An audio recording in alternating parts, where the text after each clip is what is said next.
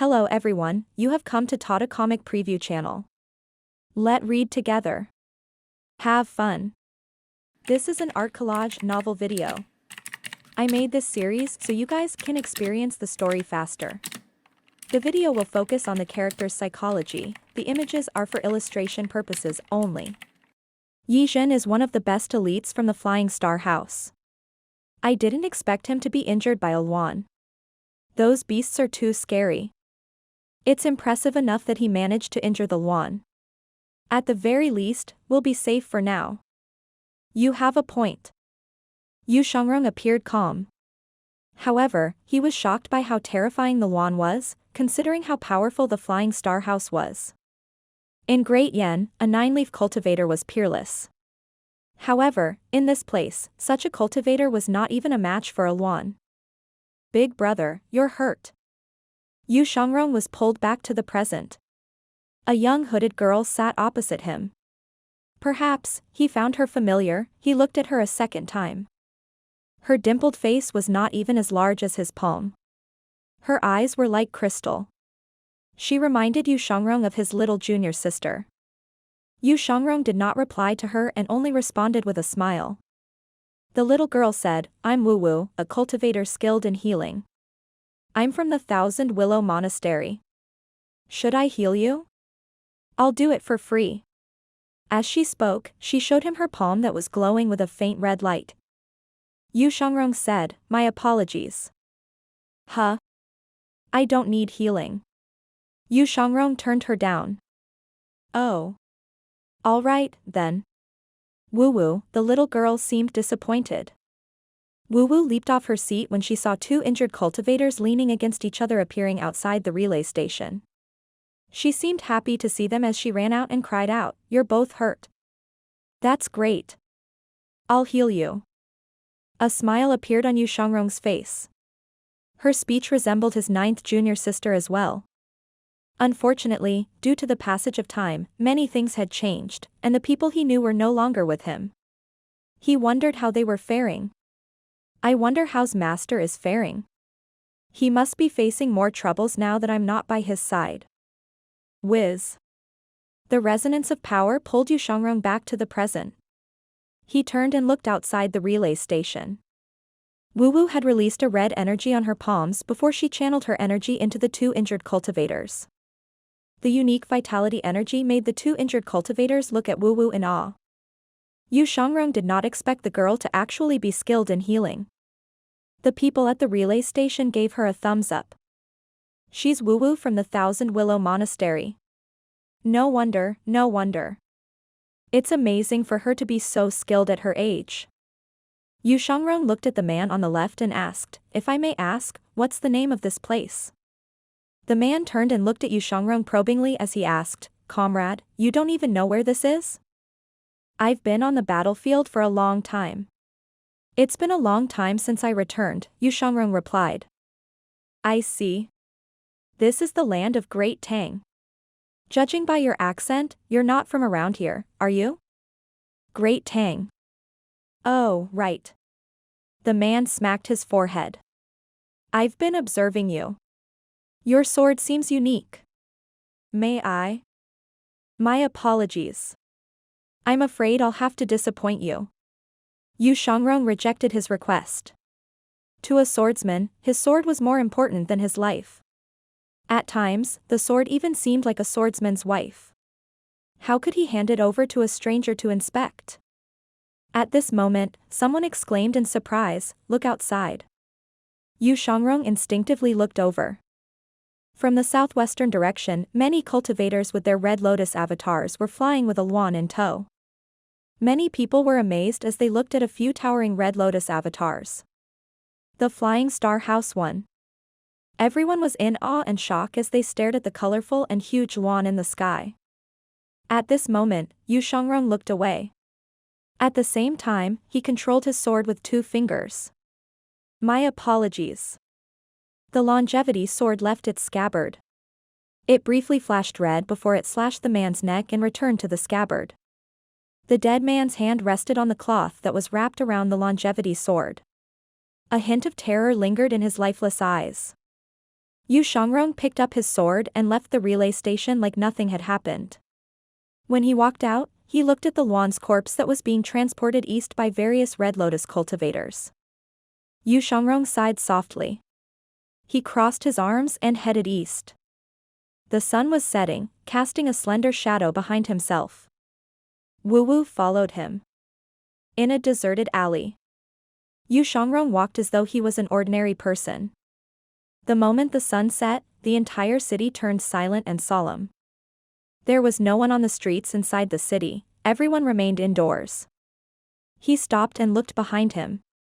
"Why are you following me?" Wu replied from the other end of the alley, "You killed someone. He deserves it for trying to take a swordsman's sword."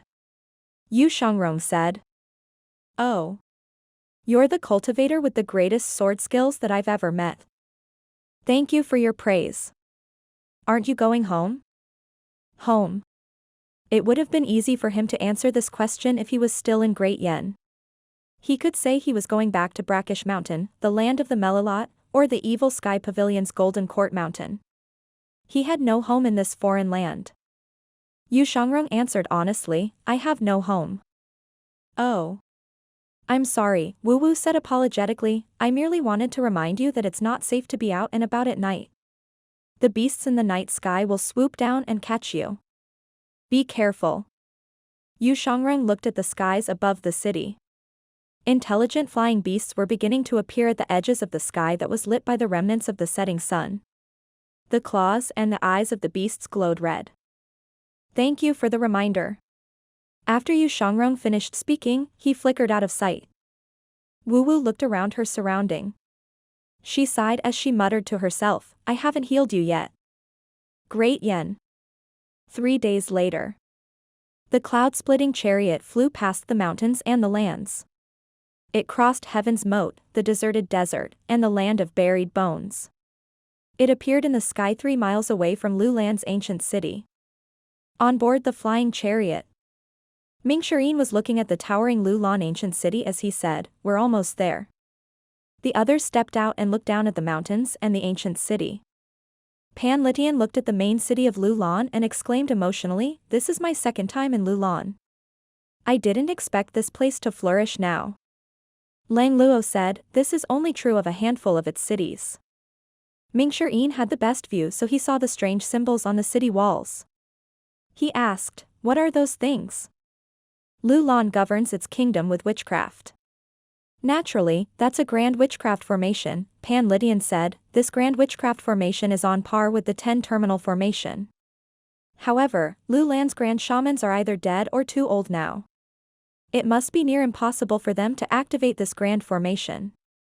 At this moment, a huge and square purple carpet sailed toward them from Lulan's royal city. The 4 edges were being held by several cultivators who were moving in sync. They finally came to a cloud-splitting chariot. "By orders of the king, we're here to receive our esteemed guests from Great Yen." The huge purple carpet moved forward slightly, and the flying chariot came to a halt. One of the cultivators flew up to the chariot. He placed a right hand on his shoulder and said in a gentlemanly manner, "Kindly ride this flying carpet. This is the highest form of welcome in Lulan." Pan Litian said in a hushed voice, "Indeed. The witchcraft god they worship is embroidered at the center of the carpet. The crown has the highest status in Lulan. The 4 corners are manned by 7 shamans each. There are 49 escorts in total. This treatment is usually reserved for royalty." As he looked at the luxurious huge purple carpet, Mingxirin clicked his tongue in wonder. "I've never ridden a flying carpet before." It was carried on the shoulders of the escorts as it flew in the air. This was more impressive than a palanquin. "If you'd please." The Lulan escort bowed again and made an inviting gesture. Lu Zhou stroked his beard and stepped into the air, leaving the flying chariot. Pan Litian, Lang Luo, and Yu Zhenghai followed closely behind him. When it was Mingxirin's turn, the Lulan envoy boarded the chariot tactfully and said, "Allow me." "That's more like it." Mingxirin passed the helm to him. The Lulan envoy took over. Mingxirin was about to leave when he said, "Hold on, where are you going to park the flying chariot?" It'll be parked in the royal plaza outside the royal city. There's a vast space there that's guarded around the clock. It's large enough for this chariot. Mingshi nodded and leaped off the flying chariot. When Zhou heard this, he found some parallels between the so-called royal plaza and the airports in the modern world. Regardless of the worlds, so long as humans existed, their basic needs would still be the same. The only difference would be the appearances. The 49 Lulan escorts carried the flying carpet and sped toward Lulan's ancient city. Lulan's ancient city was starkly different from Great Yan's divine capital. Great Yan's divine capital was built on a plain. The huge city was built before powerful cultivators settled there. It was accessible from all sides without much obstruction. Lulan's ancient city, on the other hand, was built on steep terrain. It had a natural geographical advantage. Even so, they built city walls on such difficult terrain. The city wall was one of the greatest inventions of men. Whether it was mortals or cultivators, their settlements were always established within city walls to keep dangers outside. The flying carpet slowly landed on the welcoming plaza in front of a long and arching walkway. 2 rows of soldiers were waiting for them with their backs straight. The Lulan royals and high-ranking officials were also present. Adorned with a crown and lavish garments, the Lulan king, Angue, looked stately and poised as he stood there. He was slightly taken aback when he saw there was only a small party of people on the flying carpet.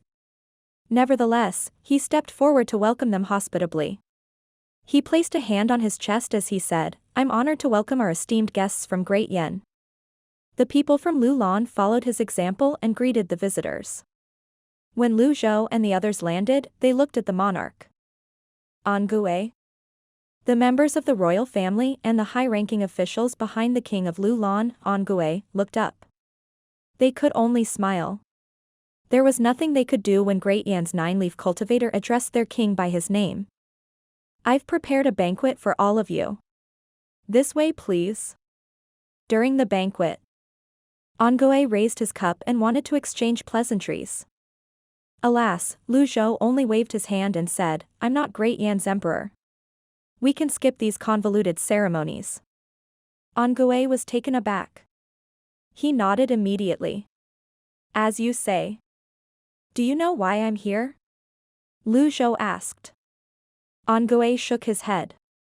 Zhou waved his hand. Mingshi, who had been feasting at the side, had no choice but to stop eating. He said, "My master is here for 3 reasons. First, he wants Lulan to leave the 12 allied nations and submit to Great Yan. Second, my master wants to meet the head of the Bonner family, and we won't compromise on this.